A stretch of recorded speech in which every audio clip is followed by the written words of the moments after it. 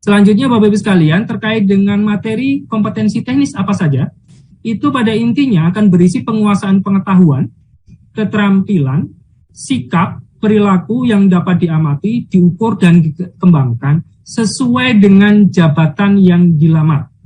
Jadi intinya harus masing-masing akan menghadapi soal-soal terkait dengan jabatan yang akan dilamar. Sebagai contoh, misalnya guru ahli pertama, maka dia akan dihadapkan oleh soal guru. Kalau secara spesifik terkait dengan guru matematika, maka yang dihadapi adalah soal-soal matematika. Kemudian arsiparis ahli pertama, demikian juga akan menghadapi soal-soal terkait dengan kearsiparisan untuk diseleksi kompetensi teknis. Begitu juga misalnya peranata humas terampil dan sebagainya. Materi soalnya berbeda dengan materi soalnya SKB, CPNS pada dasarnya Bapak Ibu sekalian. Karena sasaran atau tujuan yang kita tuju untuk P3K berbeda dengan apa yang kita tuju untuk CPNS. Pada dasarnya untuk P3K kita ingin menyasar mereka yang memiliki, ya, tujuannya adalah kita ingin merekrut profesional, ya, expert di bidangnya yang siap pakai. Jadi ada dua kata kunci, profesional dan siap pakai. Oleh karenanya itu, seperti pada waktu pendaftaran dan sebagainya sudah dilakukan persyaratan, pengalaman dan sebagainya, sertifikat dan sebagainya. Itu sudah selesai saya pikir untuk sampai di sini. Dan kemudian secara garis besar saja, secara tegas kami nyatakan bahwa untuk seleksi kompetensi teknis nanti akan berbeda-beda, ya, akan berbeda-beda tergantung dari jabatan yang akan dilamar. Kemudian yang kedua adalah materi soal kompetensi manajerial.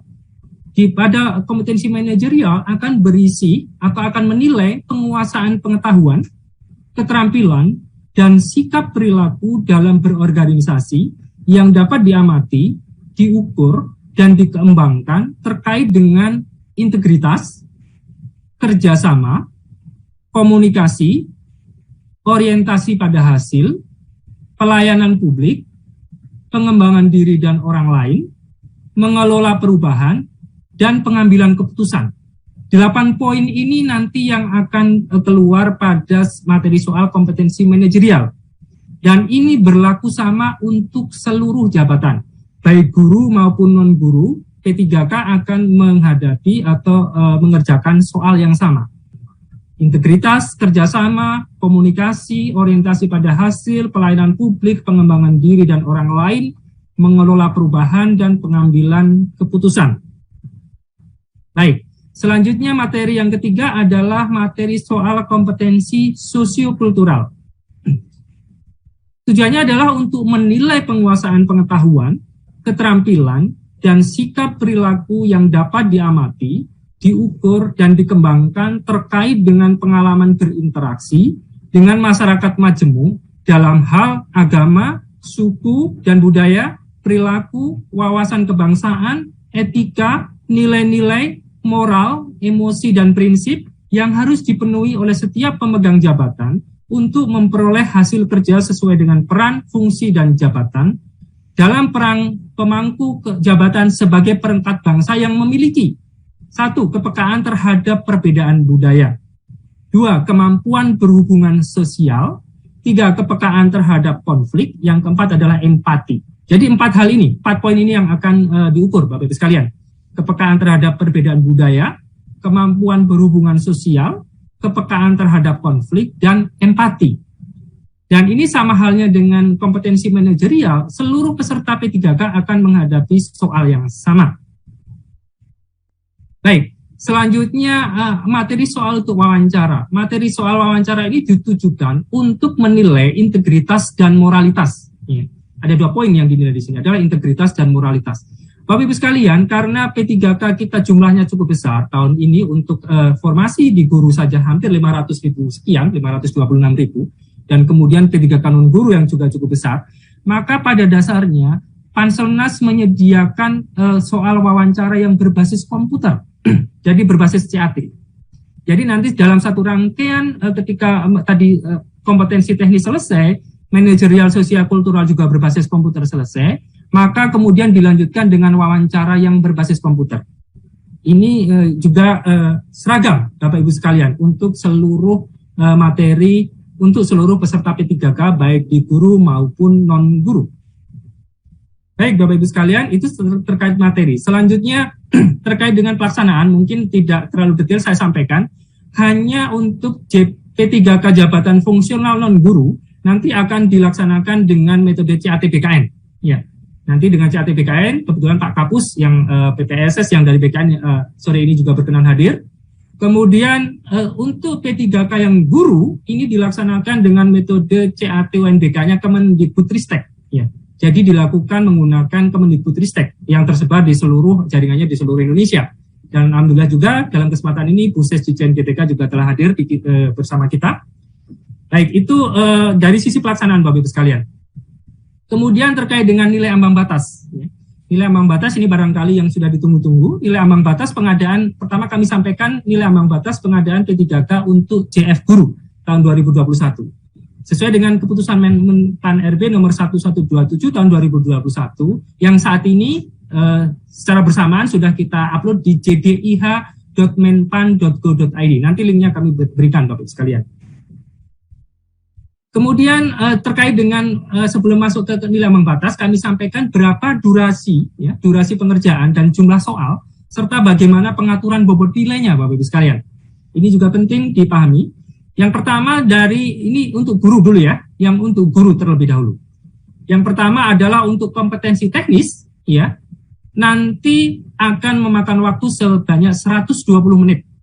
120 menit dengan mengerjakan 100 butir soal. Jadi 100 butir soal dikerjakan 120 menit.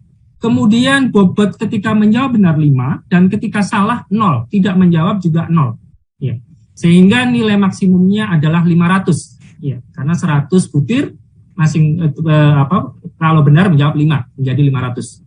Kemudian yang kedua, ada seleksi kompetensi manajerial dan seleksi kompetensi sosiokultural yang kita satukan rangkaian waktunya menjadi 40 menit.